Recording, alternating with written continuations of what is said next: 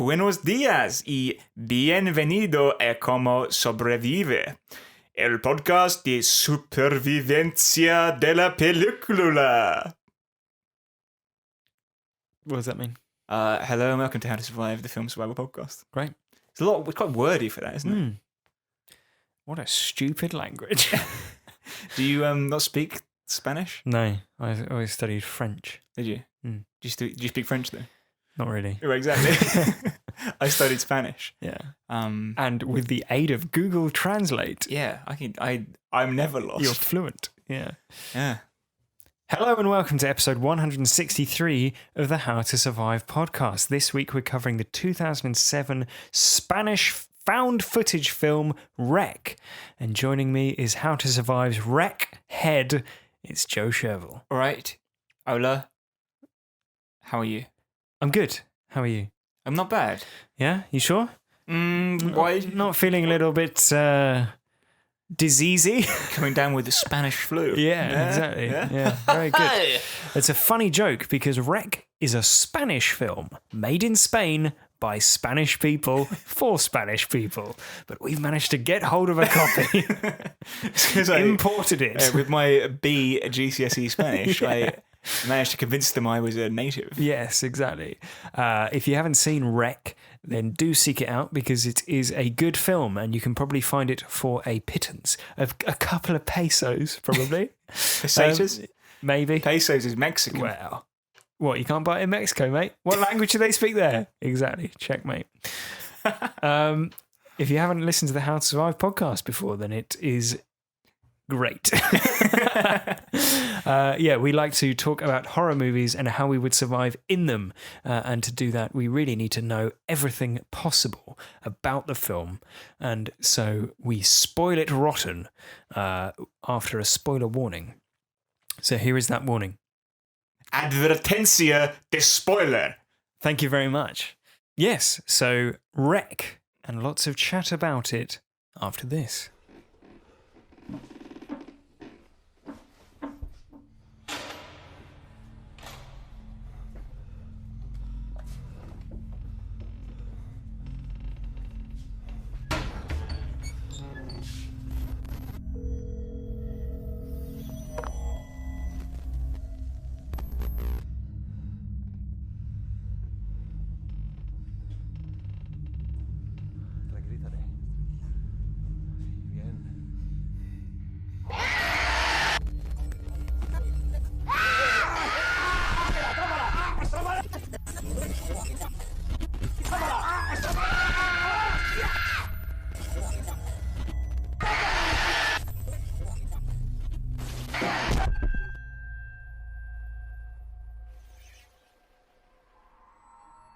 News reporter Angela, but I'm going to just say Angela. Yeah, let's use the correct Anglicised. pronunciations, please. Well, isn't it Angela? It's Angela, yeah. But I mean, correct. I'm As in- being right. I'm You're being a bigoted. xenophobe, right? I I'm see. being jingoistic, I Chris, get it.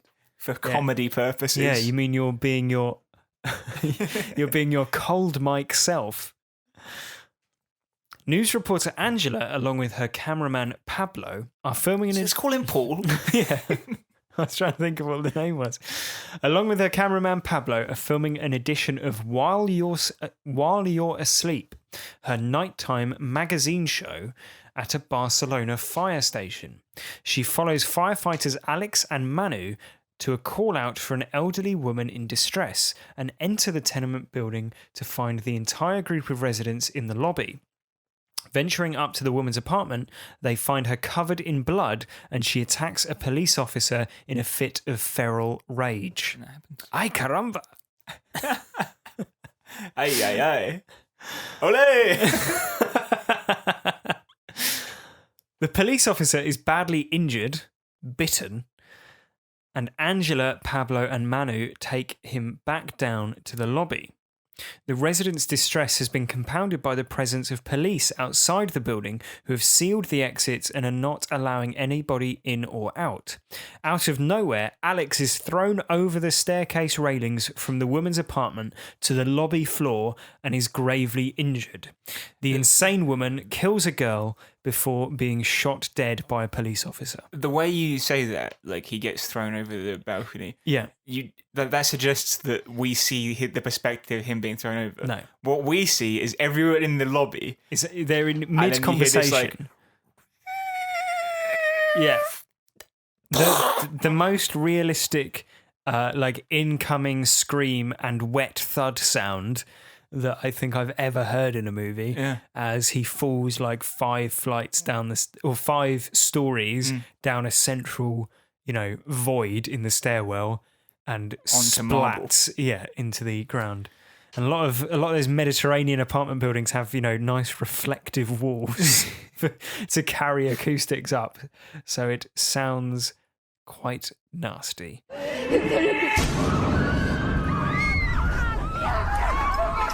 Angela and Pablo interview the residents and discover their various suspicions and ailments, including a mother with her daughter who has tonsillitis. All the residents seem to have like some sort of jingoistic characteristic, don't they? Like, I don't like the Chinese people because they always smell of raw fish and they leave their door open. Yeah. So immediately, as a film watcher, you're thinking, well, it's a fish infection. That's what this is all. Yeah. The group set up a triage in a textile warehouse on the building's ground floor and attempt to figure out an alternate route out of the building. A health inspector arrives in a hazmat suit and treats the injured, explaining the illness is a type of rabies, but the patients suddenly become aggressive and bite the inspector.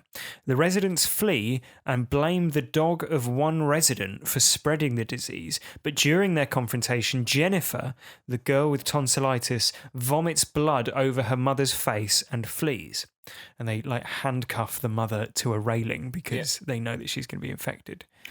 Yep, which is pretty grim. Yeah, all correct. Yes. Chaos erupts, and soon all who remain are Angela and Pablo, who lock themselves in the building's penthouse. The owner is revealed to be an agent of the Vatican, researching an enzyme believed to be the root cause of demonic possession. The agent located a local possessed child, Tristana Medeiros, kidnapped her and experimented on her in the penthouse, but her condition became viral and caused the outbreak. Can you hear that noise? It's the sound of my eyes glazing over at this part of the film. Your eyes rolling into the back of your head. Yeah.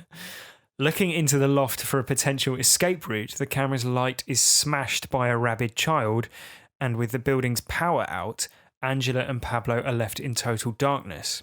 To the pair's horror, they realise the Medeiros girl is still inside the apartment.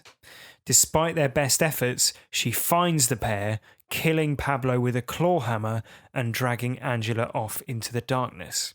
And over black, we hear a line from earlier in the film where she tells Pablo to film fucking everything, which is exactly what he did.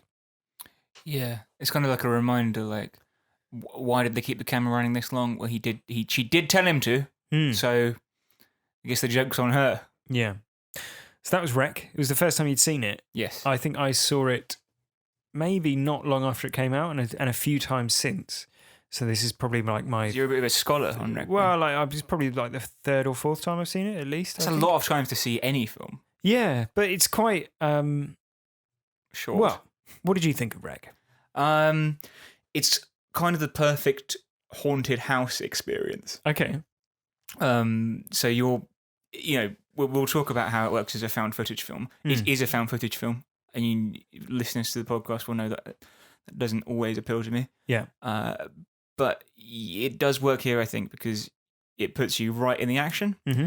And because of the sort of film it is, you know pretty much exactly what's coming and you know when it's going to come. Yeah. Particularly when they're looking around the apartment at the end, which feels like an escape room. So they're just trying different boxes, and like the recorder suddenly bursts into life, and they're like, "Oh right, everything's kind of tuned perfectly to be as creepy and unsettling as possible." Yeah, which works really well.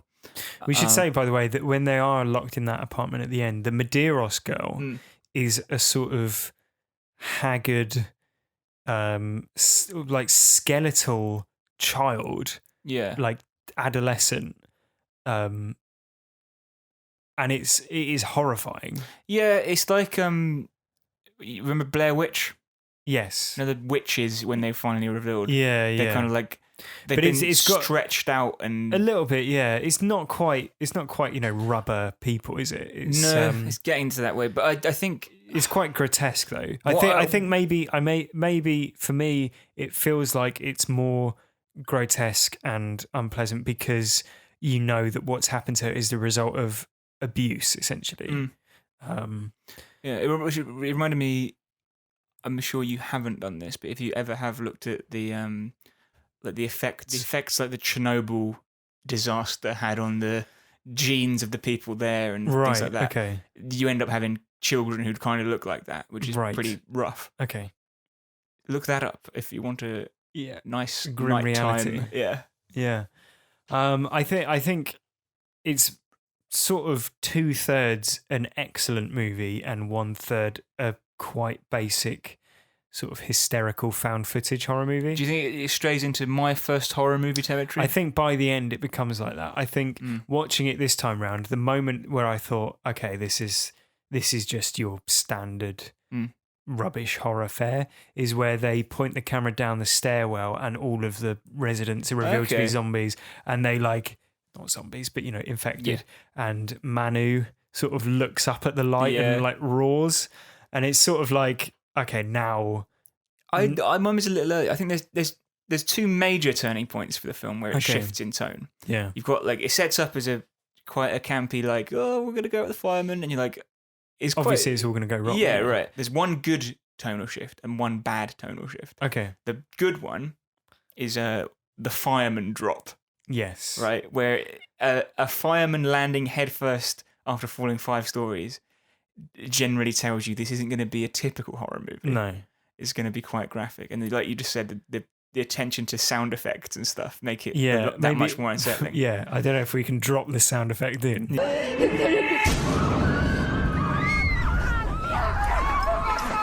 The bad tonal shift, I think, is the little girl's transformation, Jennifer's transformation, where that's basically like where the fireman tells you this isn't going to be a normal horror movie. That tells you this is going to be a normal horror movie. Yeah, because she basically spits blood all over her mum's face. Yeah.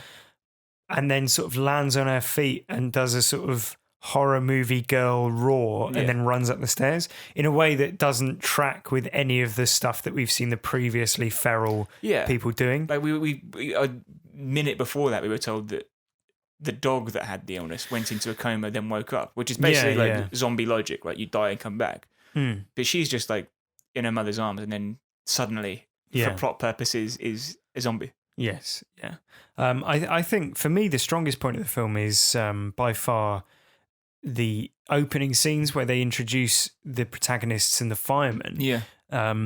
Because it feels like there's a real attention paid to sort of having a patient, earnest build up, and it really the rest of the film really reaps the rewards of that build up, because the second third of the film where things are going wrong but it's not full on just hysteria, that is so effective, I think, because of the opening act. Right, it's believable and it's understandable. Their reactions all make sense. Yeah, it's kind of like a piece of weird gonzo journalism. So it makes perfect sense that they keep filming and that they would be wanting to get the footage. Yeah, and I think one thing it does, which is sort of unique, I think, to the found footage films that I've seen, is that because we know that she's in a sort of local news channel, it's sort of like a magazine show piece, isn't it? Basically, right. What I'm imagining is what I'm imagining is like if you've ever seen like literally anything on the BBC World Service, right, news channel, which is just like, oh, we've gone to a button factory. Yeah, and it's like, right, okay, yeah. She's not there because it's a high paying job or anything. She's like she's bored. She just wants to get something to happen, right? Yeah, and what part of what makes the film feel authentic, I think, or authentically like found footage, are all of the outtakes of her doing her presenting and then stopping because she fucks up a line, or like adjusting what side of the camera she's standing on because of her hair, or crouching down bored, like you said, whispering while she's got an interview. Yeah, like if this is boring, just stop recording. Yeah, like all of those things are really great, and I think part of the reason they're so authentic as well is that Manuela Velasco, who plays Angela, is part of her background is in news presenting. Okay, so she's like a sort of moderately local, famous news presenter, from what I understand, or was at the time. And I see a lot of raw footage. The different takes and the retakes and things, they ring true. Because you're a video editor, not because of that's like a YouTube channel you subscribe to. Yeah, the raw footage channel. The raw footage. Yeah, no, but I don't think it quite excuses. Despite having that line at the end of the film, I don't think it quite excuses the filming throughout. I don't know. The torch is on the camera. Yeah, but you can have a torch on without recording, can't you? And you probably would quickly decide to do that. Yeah. I don't know.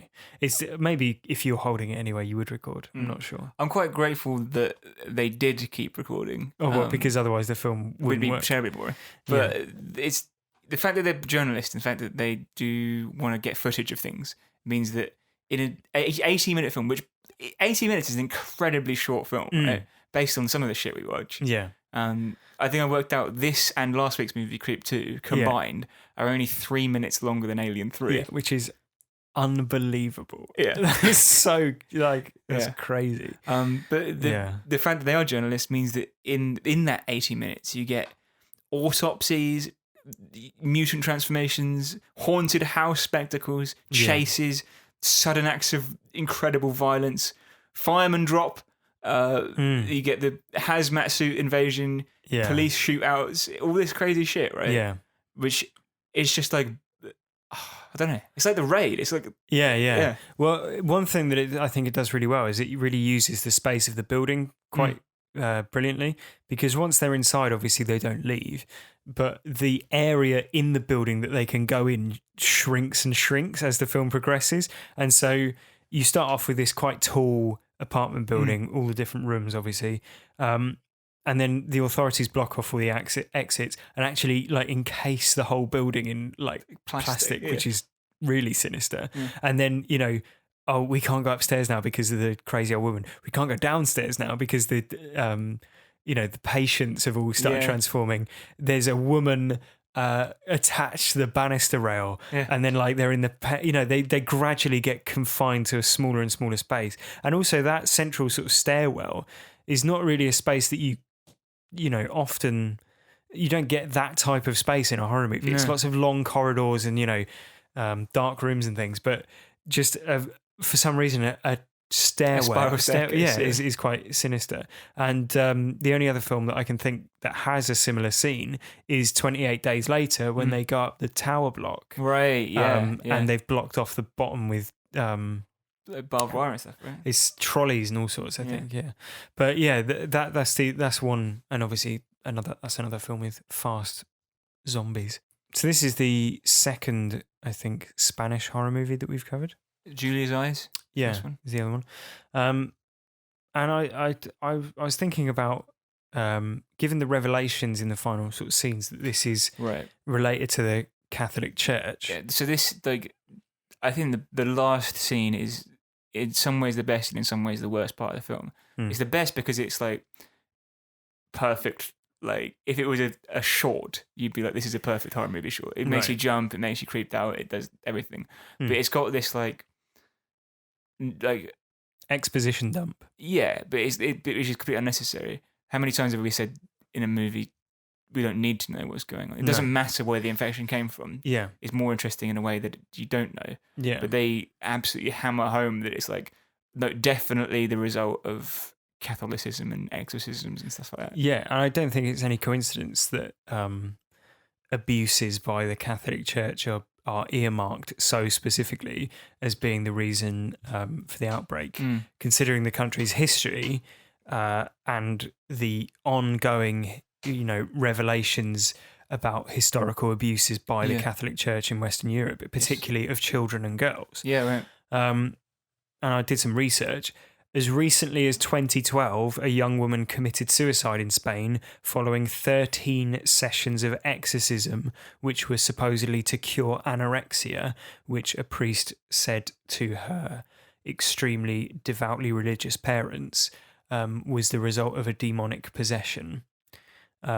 She ended up killing herself. In 2016, police were called to blood-curdling screams from a woman in Oviedo in Spain. Again, the result of an apparent exorcism. Exorcisms aren't illegal and are even regarded as being, to some extent, the recommended course of action by the Catholic Church. You can go on the Catholic Church or the Vatican's website and they have a guide of the steps to the ritual of exorcism. Wow. What are they? Well, it's not finding the enzyme responsible for possession. But during the Franco reign, Catholicism was obviously the national religion, and practicing other religions was, to some extent outlawed. Catholicism being the sort of nationally approved religion resulted in the sort of rolling back of many secular laws and social conventions like divorce and right to abortion and civil partnerships and things like that, and the reintroduction of a much more constrained society. And the Spanish Civil War was presented to the Catholic world as a crusade. Right. Yeah, and the historical sort of influence of that on Spanish language horror movies, I think is quite apparent because in modern day Spanish horror movies, there's quite a lot of sort of gothic horrors.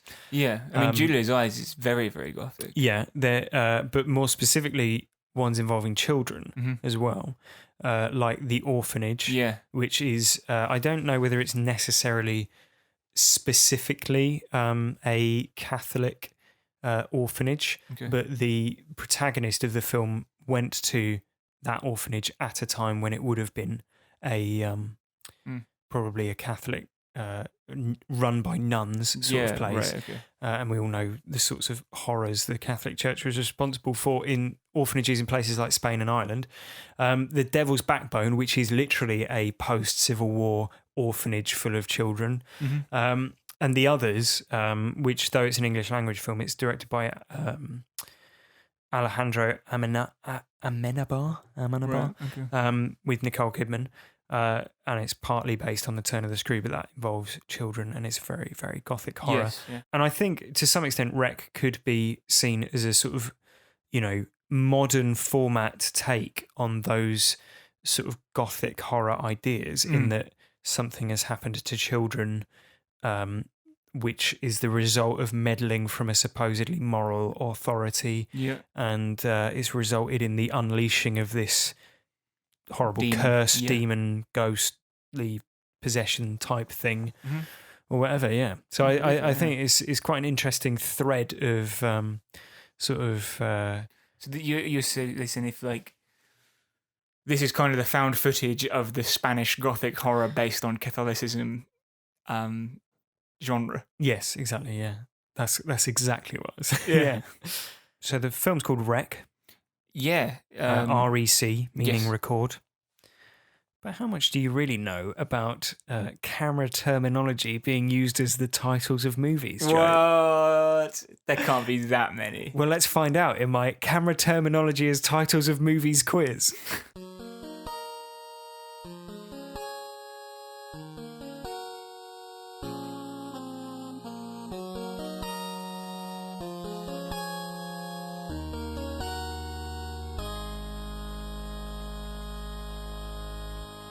Brilliant. Now, I tried to be hard and only use the specific terminology. Right. Now, at a point, that will stop during these questions. Right. But there's only 5 questions, and I think you've got a decent chance. So when you say camera terminology, yeah, because rec isn't really camera terminology. Yeah, it sort of is, though, isn't it? Yeah, but do you mean like aperture? Or... No, it's more. It's simpler than that. Okay. It's more basic. Lens. Yeah. Handle. What? Basically, I'm going to describe a film, and you've got to tell me what the title is, thinking about how it's related to video. Okay. Question 1. Dreaming of making Shutter Island. No, none of them are Shutter Island. Damn. Dreaming of making it big, a group of high school students from Ohio trek to New York City in an attempt to become dancers. One more time. Dreaming of making it big, a group of high school students from Ohio trek to New York City to attempt to become dancers.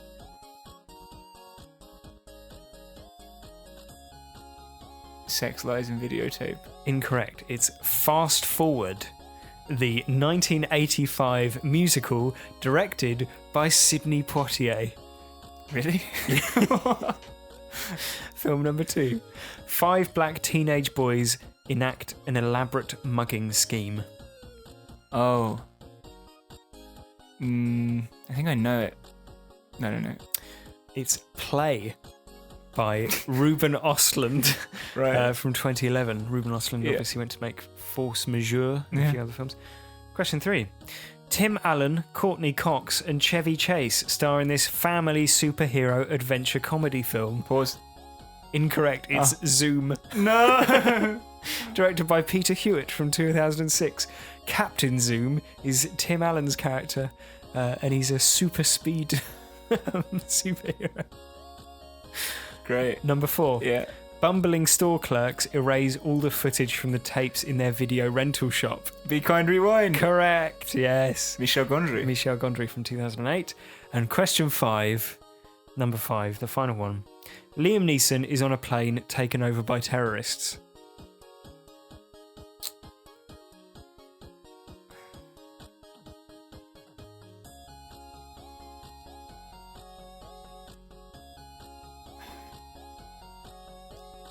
Go on. Non-stop. Non-stop? Directed by our friend Jean Colette Serra from 2014. What's non-stop? What's stop, isn't it? Come on. What? Be Kind Rewind? What's Be Kind? Don't know, mate. So that may be, that's a difficult quiz. That is called a difficult quiz, I think. Yeah? Was it more difficult than most we've done? Yeah, because I think the terminology was difficult. Right. Okay. Because but do you feel like you've camera learned terminology could be like zoom? I'd accept. Yeah. I should have got that. Yeah. But play. Fast forward. So. But these are more like VHS. Well, yeah. Okay. Well, it's found footage, isn't it? So someone's playing it back. Yeah, but no one's. What was it? Be Kind Rewinding. Yeah. Non-stopping. Non-stopping it. Yeah. I thought non-stop was maybe like a camera term I didn't know. But actually, it's just the word stop with non in front of it. Yeah. Just as Be Kind Rewind is just rewind with the words Be Kind in front of it. Yeah. Just because you knew that one. When you look, you just press the stop button. It's record, right? There is a stop stop button. Well, yeah. Depends on the model. So. Do you think most TV cameras, because this is what they must be using, right? Mm-hmm. Do they have night vision on them? It's a good question, actually. A torch, I could maybe if it's like a documentary format camera, because they wouldn't be I doubt they'd take a big broadcast, huge over the shoulder type job. No, for a small magazine show, because that feels like that would be excessive. But then it has got a light on it as well. So exactly, yeah. But it's like a keyring light, isn't it? But you don't get the impression that Pablo's carrying the camera on his shoulder the whole time. No, he's got it like a 1990s dad at a theme park. What, 8mm? Yeah. I think more like a I don't know really. Yeah, it's difficult to imagine how he'd be carrying it. There's a certain point where he pretends to have stopped filming with the elderly woman in distress. Yeah. And I'd imagine he's holding it from the handle like you would a sort of hi-fi. Yeah. There's some weight to it. Yeah, but night vision, a lot. It's a long time to be carrying it around. At the moment, right? I have we always say, in your pocket you now carry more technology than has ever existed in history or whatever. Yeah. Right? My phone doesn't have night vision. Maybe it does. Maybe it does. Yeah. So it's night mode on the camera, probably. I don't know. Well, it's dark outside, so now's the time. Turn the lights off, please. Yeah. Got to try this out. Well, with all that said, Joe, it all really comes down to one question, doesn't it? ¿Cómo sobrevivirías? You mean how would I survive? Well, I'm glad you asked. First of all, if there's an emergency situation and there's risk of death, risk of life, risk of everything, risk of injury, and you don't know how to deal with it, you're at your depth. Ghostbusters. Emergency services, and follow their advice. Okay. Now, if let's suppose, right, when they started filming, they found this woman very badly ill, rather than raving and killing people, but she was just in bed and she was really sick. Yeah. Who would they call? Well, you'll remember that they don't find her really unwell in bed. What happens is they hear her screaming from her apartment. Still, yeah. Yeah, and they call the police, who there is a police officer there. 2 police officers, I think. And they call the fire brigade because they need someone to get the door down. Yeah. I understand, but let's say when you get in there, like the events of the film notwithstanding, if you were a person who found an old lady who was unwell, what would you do? Call an ambulance. Correct. Yeah. And if the ambulance crew arrived and were like, everyone please stand back, there may be something a little more serious because we were investigating something else.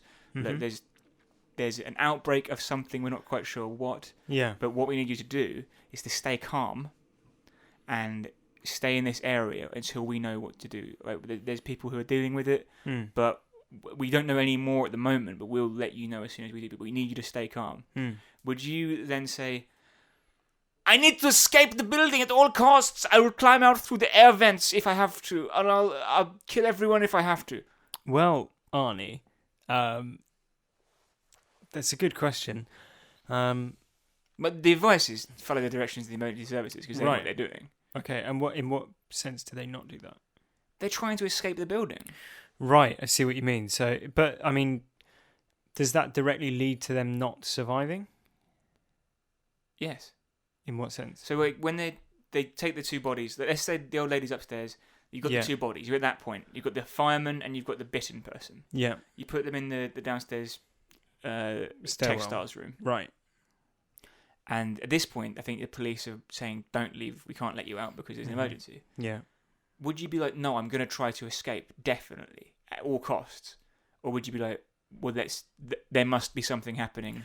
Well, I mean, they don't just like run out and try and sprint out into the... Every scene that happens, they're like, oh, don't worry, we can find a way out through the parking garage, or we can find a way out through the supply area, or we can sneak out through this roof. Do they get out? No. What happens to them? They do not survive. And what causes them to not survive? Trying to escape, I'd say. No, but what specifically causes them not to survive? What's her name? The woman in the roof?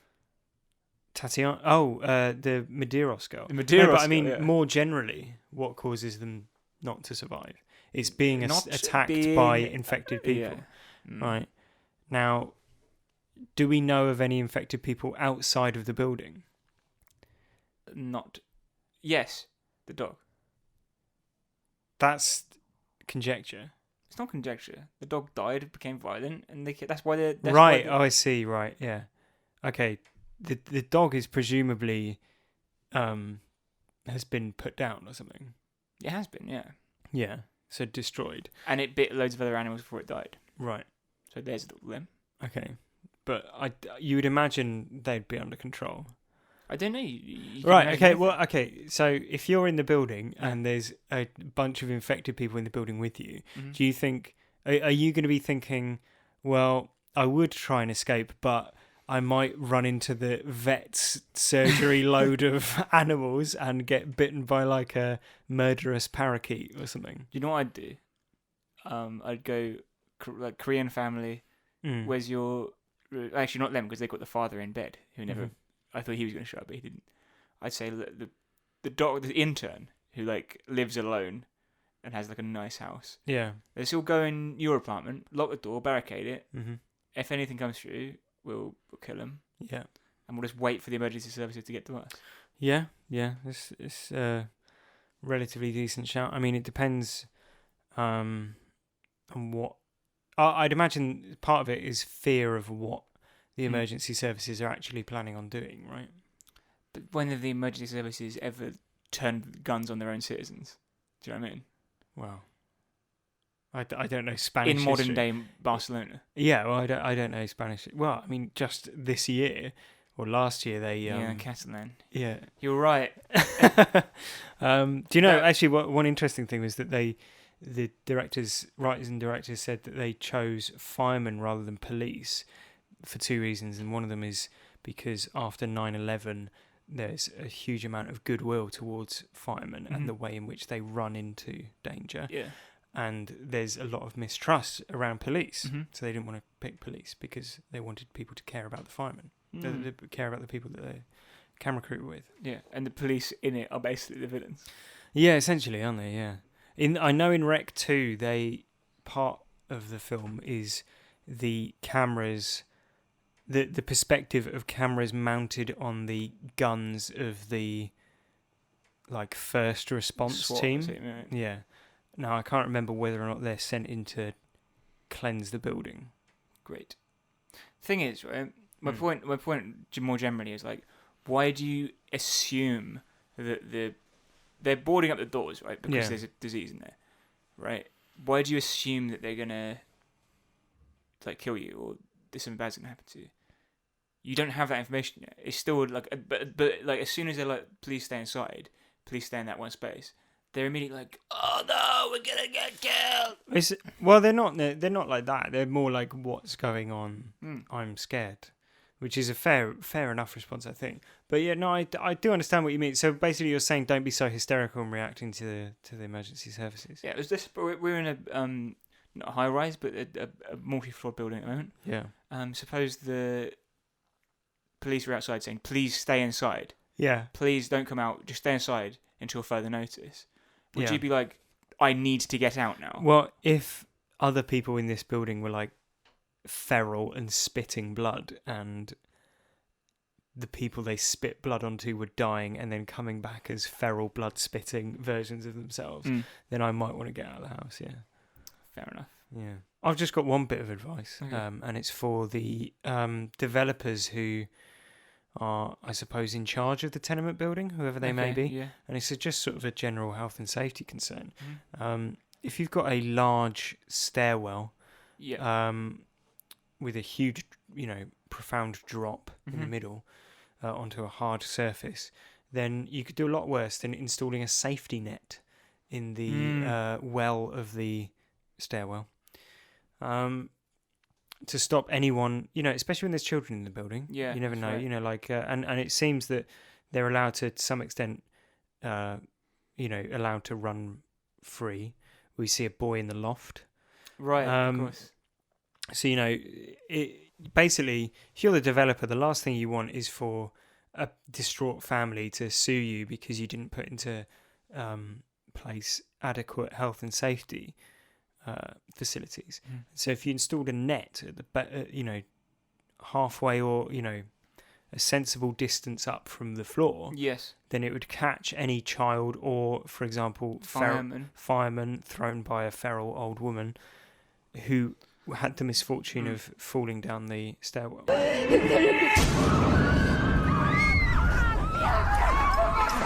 Yeah, I think a lot of I don't know what the Spanish terminology is, but if you do search for firemen thrown by feral woman nets, there's quite a good range online. Yeah, and a lot of them you can Amazon Prime them. They'll be there the next day. I'm sure they have the same in Spain. Yeah, Amazon Prima. Yes, exactly. So install one of those. The fireman lands on the net. We don't see that he's bitten. It's hard to make out much. Yeah, isn't it? Because his face is like a watermelon that's been dropped from a 10-story building. Yeah. And he might have landed and gone. He might have even bounced straight out onto his feet. Yeah. In a very stylish moment. A lot of movies they like those sort of stylish moments, don't they? And gone. Well, there's an infected woman up there, so we should steady on there, boys. Yeah. Yeah. So we should do our level best not to go up there. Yes, exactly. Fair enough. That's a decent shout. Yeah. Okay. Any more from you? Yeah. When you're, let's say, what's the bald-headed guy's name? I think it's Manu. Right, Manu, and you've got Angela and Pablo. Right, towards the end, they're looking for the keys and stuff. Yeah.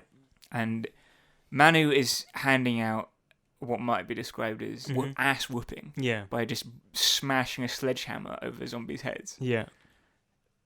Why stop doing that? Why not just settle it? Doesn't he? How many people are in the building? 8? 9? Yeah, it's not a huge number. You've got the drop on them. Yeah. You just wait for them to come upstairs a little bit and then smash their head. You're talking just about the zombies, right? Yeah. Yeah.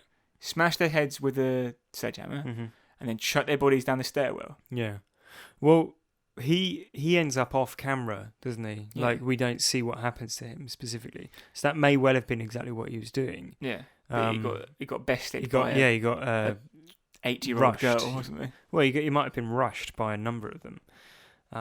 He seems to turn much quicker than the rest of them. So maybe it's multiple bites. Yes, exactly. Maybe that's how that works. But yeah, look. I mean, when it comes to the undead, I'm all in favour of a good sledgehammering. Yeah. Why not? Yeah. Makes sense, doesn't it? Final thought is if you're a mother. Yeah. You are a mother, are you? I'm not currently. No. To the best of my knowledge. Okay. Don't assume that your child is immune from the state of emergency, like level of contagion that you've just heard about. Yeah. And therefore deprive her of what might be much needed care. Right. So the woman's like, the hazmat man's like, oh, the dog's ill. Yeah. This child's dog was ill. Now the girl is ill. Yeah. And she's like, no, it's tonsillitis. It's just tonsillitis. Okay, it's absolutely not. And I wonder whether in that situation, I'd like defer to the experts. Yeah, just like, can you give her a once over? Yeah, is it tonsillitis? I'd like to know before she starts vomiting blood directly into my mouth and eyes. Because she was wrong. The mother was wrong to say that. She was wrong. Yeah, definitely. And it cost her, like her own head in the sand mentality. Yeah, cost her not only her child's life but her own life as well. Yes, exactly. It's one of the more arresting images, I think, when they come back into the lobby and the mother's standing there, undead, but still handcuffed, and she's like unnaturally stood with just one arm, like stuck towards the stairwell. Yeah, nice. Yeah, it's good. Nice little shot. Good framing by Pablo the cameraman. Yeah. May he rest in peace. Yeah. So there. Thank you very much for that. Wreck. Do you think we'll cover Wreck 2? No. I'm sure we'll get around to it one day. I don't know. There's a lot of films. Yeah. There's a lot of films out there. And the thing is, Hollywood keeps making new ones. Yeah, I'll tell you one film that's a film. It's the Belko Experiment, isn't it? Yeah. How long has that been a film? A couple of years now, Joe. Okay. We've had it recommended a few times. Yeah. And so next week we're finally gonna watch it because this is the end of We Love Found Footage season. Yeah, we've had a great time. Yeah, and actually, we probably have had the best 2 found footage films we've covered. Yeah, it's up there, isn't it? But luckily, if you're thinking, oh no, when's the next season of the podcast going to be? Don't worry, you don't have to wait long. It's next week, which is the surveillance season. Beginning with the Belko Experiment, and then followed up after that with Unfriended. I haven't seen either of those films. I know Unfriended 2 Dark Web came out earlier this year. Is Unfriended surveillance? You wrote the running order, so that great. That makes a lot of sense. So the surveillance film is a ghost surveilling someone. I haven't seen Find out in 2 weeks' time. I think Belko's on Netflix. I believe so, yeah. I don't know about Unfriended. Yeah. You're on your own with that one. Kids. Yeah. There you go. Yeah, so that's the Belko Experiment next week and Unfriended the week after. Yeah, if you've got any thoughts on how you'd survive in either of those films, then email us. The email address is howtosurviveshow@gmail.com. One person who did just that was Josh M.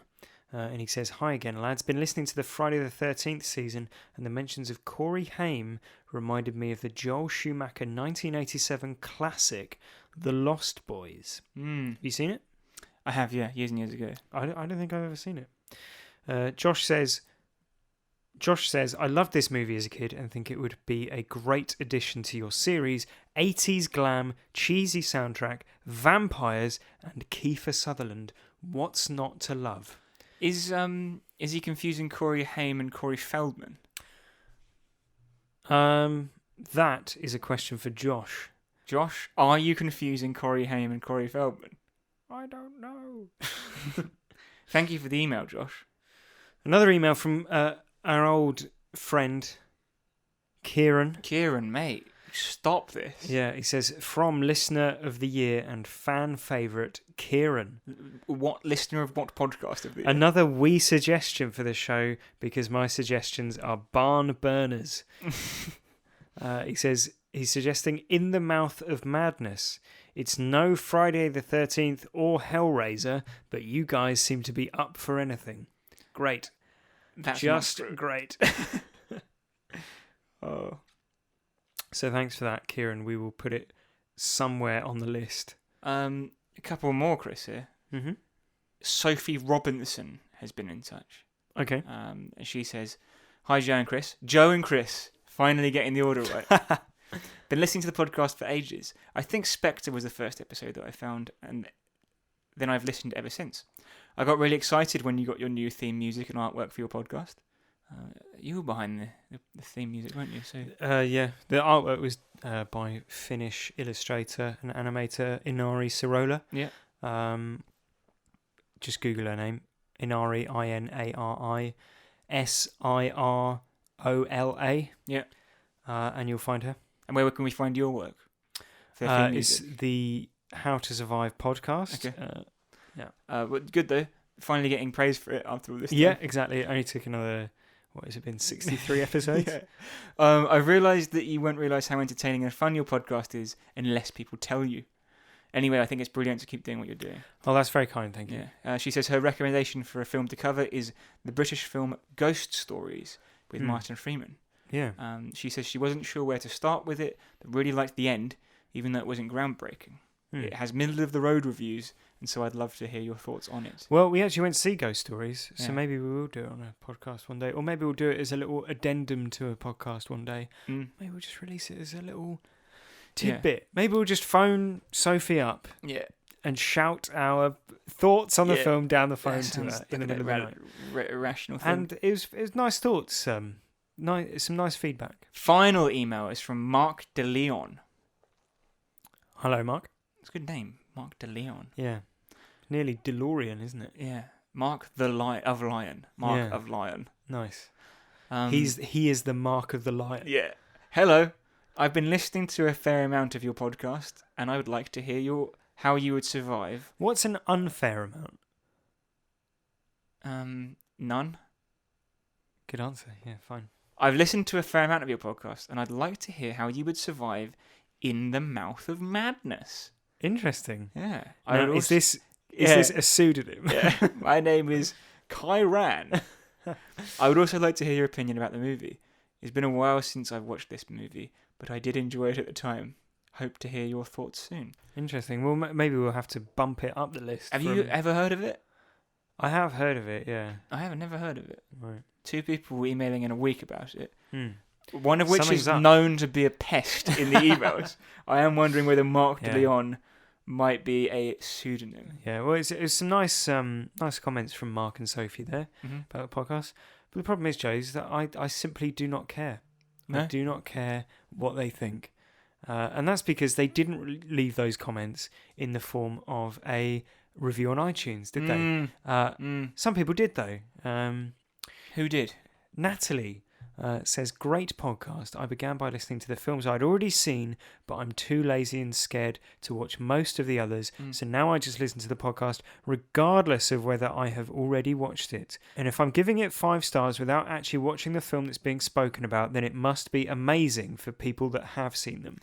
So that's very nice. There you go. So basically, I mean, we said we were going to review the reviews. I give that 5 stars. Yeah, that's true. Yeah, I'd say that's 5 stars. Yeah. We've got another one from Stubbsy1994. Okay. He says, well, they say Anyone willing to chain themselves to a wall and watch all the Saw movies back to back deserves maximum appreciation. Yeah, Stubbsy is not wrong. Yeah, it's another 5-star review that we're giving that 5-star review. Yeah. And then one final one from Luke, who says, didn't enjoy the film, still enjoy the podcast. Two chilled guys who know their movies. We are true. Talking about what they know, breaking down the plot holes, the good, the bad, before finally explaining how to survive. Great podcast, easy listening. I think we should get Luke to be our new head of marketing. Yeah. Because that's about as succinct a description of our podcast as ever been written. Yeah. And what would you give Luke's review? I don't know whether it's a little bit. I don't know whether I want to be easy listening. I want people to be upset challenged. and Well, I mean, you know when you watch a good Louis Theroux episode and you go away thinking, I don't know how to feel about that. Yeah. Well, I think while we decide, in the meantime, we should give him 5 stars. 5 stars. 5 stars for Luke. Yeah, thank you. You're using an Android, aren't you? Yes. And well, I use an Apple, and I've got the most recent one. This comes from Nick. Hello, says, Nick. Awesome stuff, dudes. I was about to review American Life, and then figured I'd do you instead. Nice. Now that's an in-joke, isn't it? Because we said, why would you leave a review of This American Life when you can leave one for our podcast? And Nick, sure enough, he's stepped up to the mark, isn't he? Yeah. He's left American Life out in the dark there. Exactly, yeah. Well, thank you very much for listening. Gracias. Yeah, if you want your review read out and rated, because what I like about this is that it involves people in it. And don't forget, last week we also had our first voice message. So if you've got any thoughts on any of the films or the podcast generally, then do leave us a voice message or email it to us. You know, I'm sure you can figure it out. We did get a few sent in for this one, but I couldn't understand a fucking word. It's like another language, isn't it? Hola. I'm like, mate. Must have been something wrong. Number. Yeah. HowToSurviveShow@gmail.com. Thank you very much for listening. Next week is the Belko Experiment. We will see you then. Adios. Goodbye. What is it? Adios? Adios. Yeah. Adios. Ciao. That's Italian. Ciao. Bella. Ciao. Bella. Ciao.